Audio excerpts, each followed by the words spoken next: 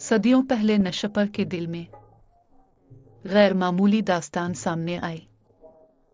नशपर के मुअज़्ज़ज़ शायर एडर की बनाई हुई कहानी परिंदों की मजलिस महज एक कहानी से बढ़कर है। ये रूहानी सफर हिकमत और तमसील की परतों से बना हुआ है। इस दिलकश कहानी में दुनिया के तमाम परिंदे जमा हुए, अपनी नातवाइत महसूस करते हुए अक्लमंद हुप्पो अलिफाबेरा और गुमशुदा हाकिम की तलाश का ऐलान किया। हमारी राह में हमेशा रोशनी का सफर जारी है, हुप्पो ने ऐलान किया, जिसने हर परों वाले दिल में ख्वाहिश की आग भड़का दी।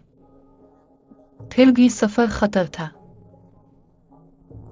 समारिख तक का रास्ता लामुतनाही हौसले का मुतालबा करता था, साथ खतरनाक वादियों को पार करते हुए ख्वाहिश और मोहब्बत, इल्म, बेगानगी, इत्तेहाद, मौत।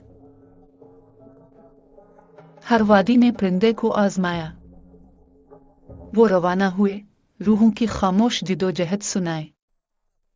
चिड़िया नामालूम से खौफजदा, मोर हिचकिचा रहा था, दुनियावी ख्वाहिशात से बंधा हुआ। तोता अब्दियात की ख्वाहिश में अपने ही ख्यालात में गुम हो गया।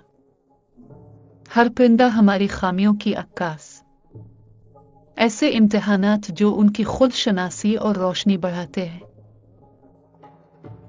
वादी बा वादी परिंदे किनारे से गिर जाते, शक से मगलूब, जारी रखने पर भी थके हुए।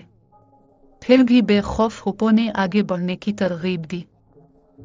घटती हुई खामोशी में आवाज इसकी पायदार थी।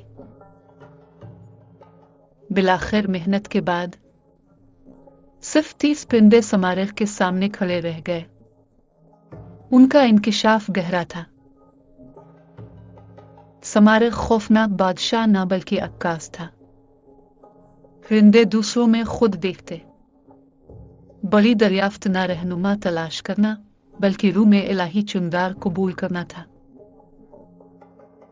यूं परिंदों की मजलिस अपनी हिकमत को खोलती है, हकीकी रोशनी दिल में बढ़ती है।